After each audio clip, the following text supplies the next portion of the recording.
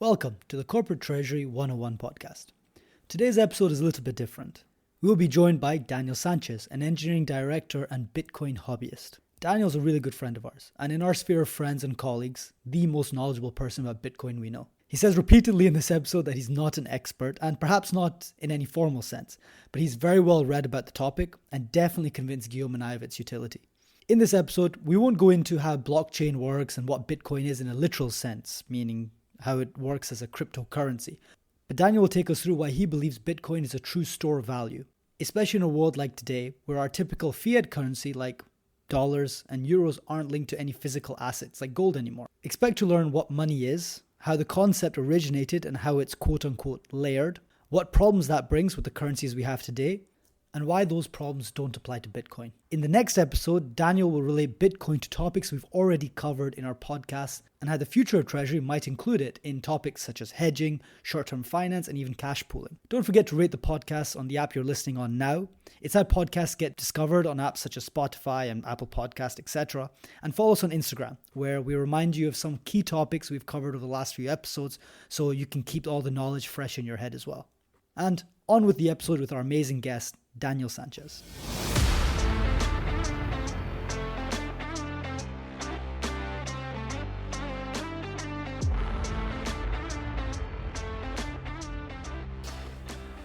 So, Daniel, the world of money is changing overall, right? And here at Corporate Treasury 101, we talk a lot about money, cash, in a lot of sense. And when we talk about cash, we talk about euros and dollars and whatnot and GBP.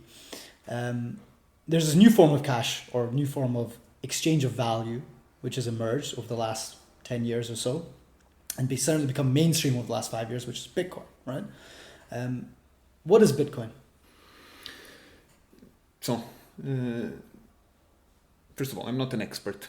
Yes, so everything that you'll hear is based on what I've read, what I've heard, what I've gone into over the past, I would say, 2.5 years. Yes, so Bitcoin is, and I'd like to keep Bitcoin separately from cryptocurrencies because Bitcoin is really what my passion goes into. Okay, the way I see Bitcoin today is it's a pure form of value. Okay, so hence a bit the digital gold element, right? Why do I see it as the pure form of value?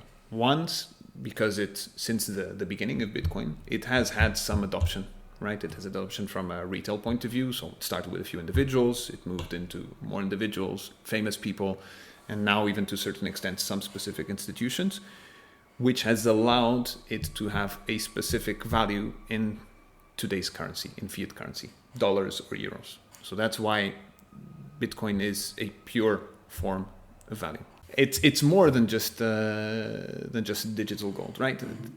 Why do I say this? I say this, one is because anyone can buy and hold it, right? Because each Bitcoin is composed of 100 million subunits called satoshis. So if you want today, you can go and you can buy €1, 10 cents, $10 worth of Bitcoin, and anyone can do it, right? Anyone, almost anyone, as long as you have the right digital acumen to know where to buy it and how to get access to it, right? And the beauty of it is you can actually do it and you can hold it without having to pay any monthly fees. You don't have to open a bank account. You don't have to share your identity with banks, etc. Right? So it's or even having the risk of having it confiscated by anyone if you know how to do it in the right way. Right? So I think that's for me is point number one when it comes to value. The second part is it's a counterparty-free asset. If you buy your Bitcoin and you own it or you hold it, right? Whether it's cold storage or you print out your receipt or whatever it is, you have no risk of losing it except for yourself. So you don't have to rely on government, which in the end is the ones who provide the value to our fiat currency. You don't have to rely on banks not going bankrupt. You don't have to rely on the integrity of a safe, of keeping your gold or money inside it, right? And then the third element of it, why I call it a pure value, is the resiliency of Bitcoin. right? The fact that today you have around 50,000 nodes across the world, which keep the full history or the full ledger of Bitcoin since the very beginning, which basically keep it safe, right? Keep it safe, keep it consistent, keep it real. That's my definition and the value of what I see from Bitcoin. Right. So we want to steer a little bit away from the technical aspects of distributed ledger, etc. There's plenty of podcasts out there on that, and we don't want to go that. This is Corporate Treasury 101. We want to talk about really Bitcoin as a store of value. Now, you called it digital gold, or more than digital gold. Where does that comparison come from to gold? A lot of people say Bitcoin is digital gold. Why are we comparing it to gold, and what's the role or the historic role of gold as cash? Okay, so going back into that, right? So once again, keep on making the disclaimer. I'm no expert, yes. So all of this comes through what I've read, yes.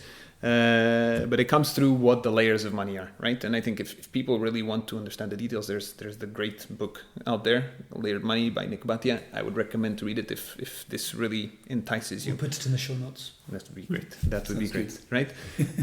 So let's talk about gold first, right? So even before gold, the way that the economy would run hundreds, thousands of years ago was barter.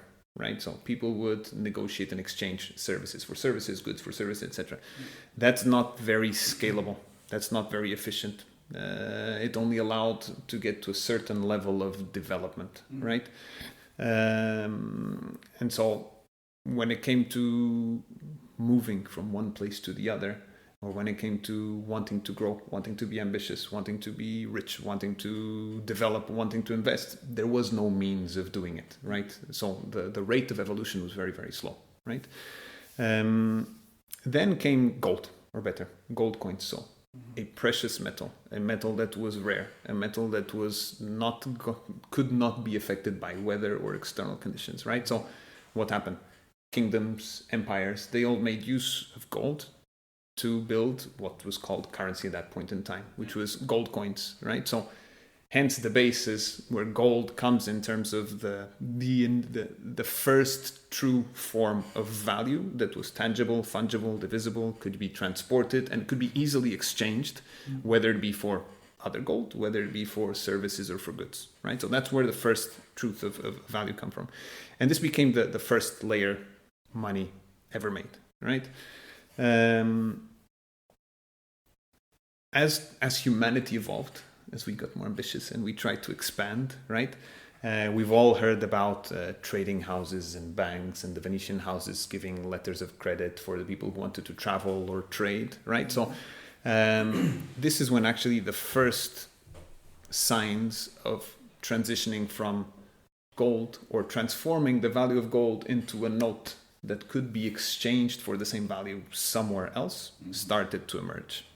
Okay, these trading houses actually became very, very powerful, right? Because they became the center of where all commerce was coming through, where all gold or all notes were being transacted. So obviously, what do governments, what do kings, what do emperors want to do? So they want to take over control, right? So what actually happened is that governments took over this let's call it this emission of notes, took over the custody of precious metals, right? And started making their own currency, right? So that's where gold-backed currency started to come in from, right? And then basically these gold-backed currency became what's called a second layer of money. Once government started to take control of this, right? And they took control in between that first layer, right? So the gold, and the second layer, it was a super important step because it was the first moment in human history where whatever value you wanted to exchange, the government had their fingers in it, the government or the kingdom or the empire, right? You could still barter, but that would not make you rich. You could still barter, but that would not give you money to invest or money to grow your business, right? So it really came into it really was what created and brought the government into our lives in every single point, right? Because money in the end is what we earn, it's what we spend, it's what we spend most of the time doing, right?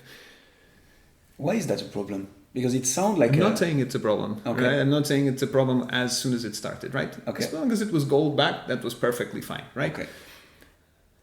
Now, since the government took over, right, there's a point in time in which the number of layers started to increase, right?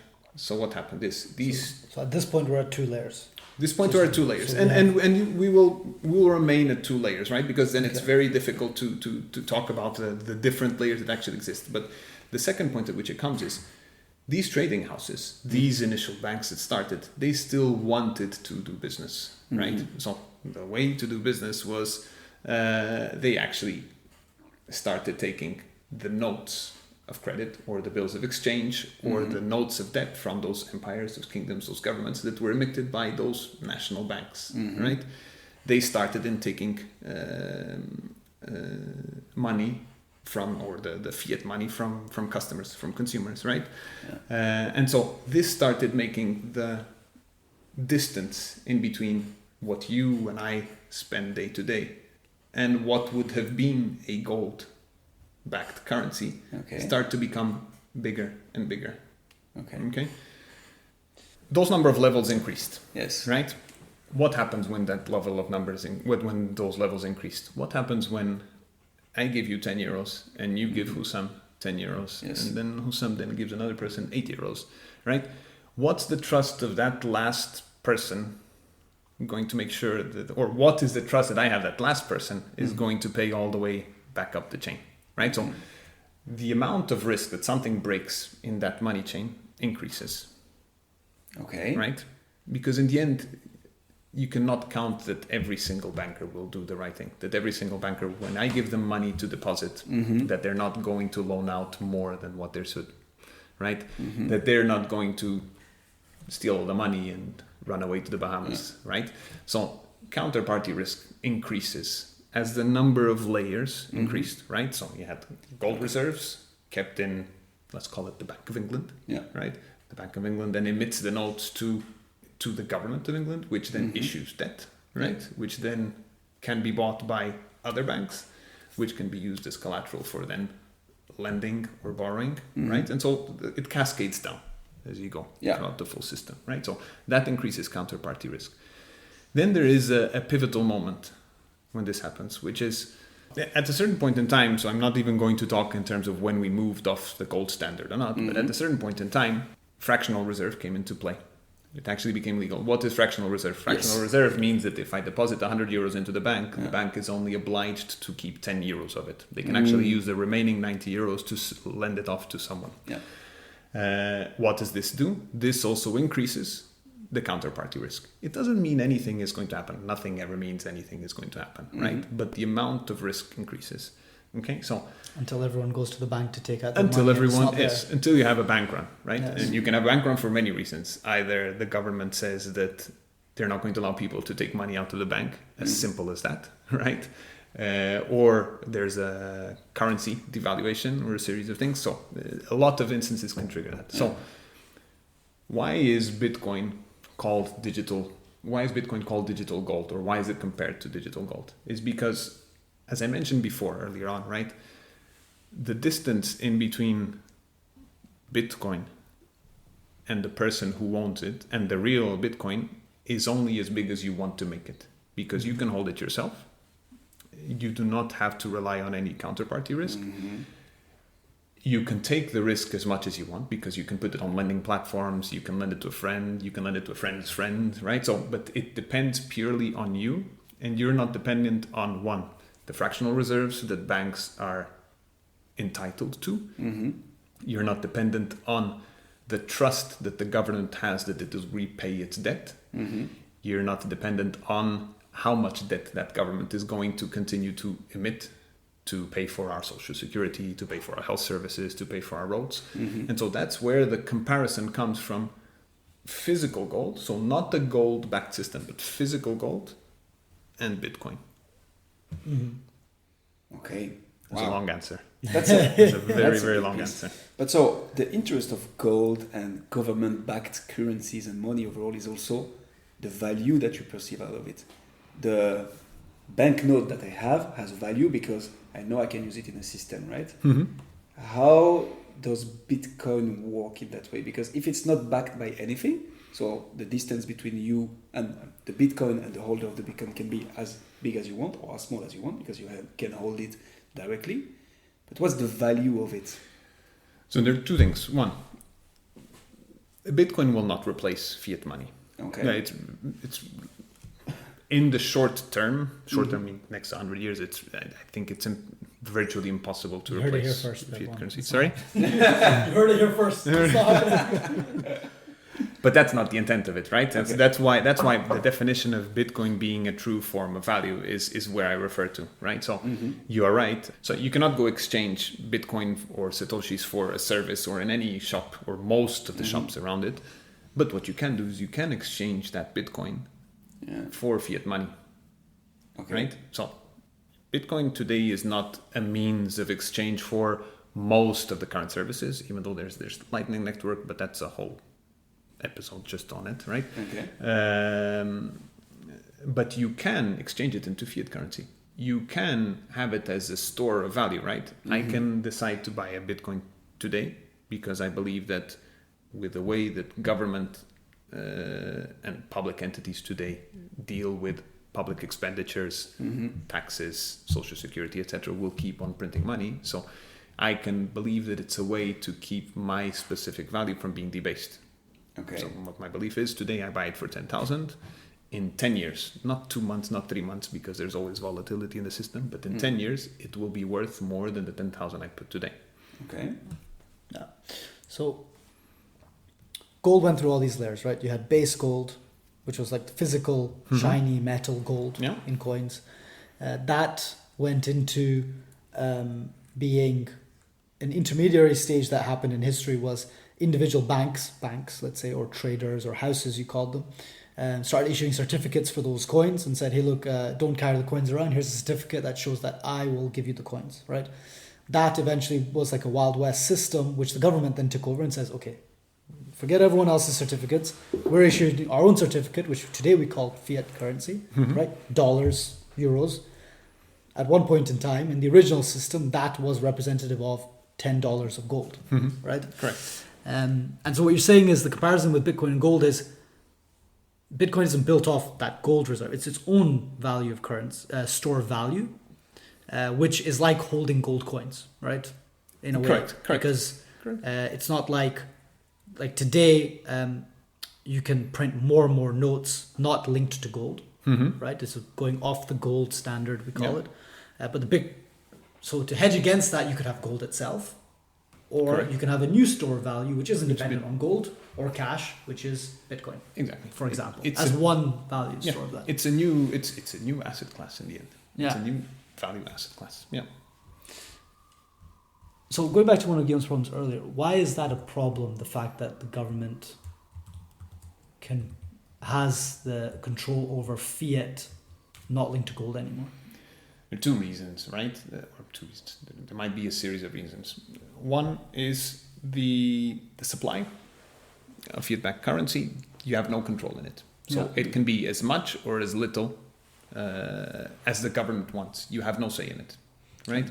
We talked about this in our episode about inflation. Exactly. Actually. And as you increase your supply, the unit value, the unit intrinsic value decreases, right? The inflation, right?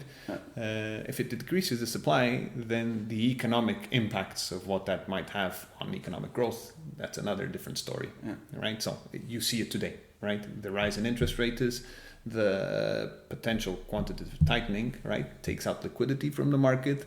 Everything has a tendency to slow down. People become more conservative. From a fiat point of view, things will not necessarily lose value, but will not grow. So you are taking out of your value system the counterparties, or at least as many counterparties as possible, to rely on one network instead. Yes. And this is all basically just counterparty risk. You don't want anybody to have a say into what the value you have is worth, nor to control it in a way. What will say what the value is worth of whatever number of satoshis I hold is the market. Satoshis? What is Satoshis? Satoshis are the elements of the Bitcoin. Okay. Right. So one Bitcoin is 100 million satoshis. Satoshi Nakamoto is the supposedly creator of the Bitcoin protocol. Okay. So the value of the Bitcoin, the satoshis, will be dictated by the market. And in terms of fiat currency, precisely because of what you mentioned before. Today, I cannot use Bitcoin to exchange it for anything else specifically. Okay. That's very clear. Hope you enjoyed that episode. That was super fun. Don't forget the next episode is going to relate all of this back to Treasury, so do keep a lookout for that. And like I said, don't forget to follow us on Instagram and give this podcast a rating now. See you next time.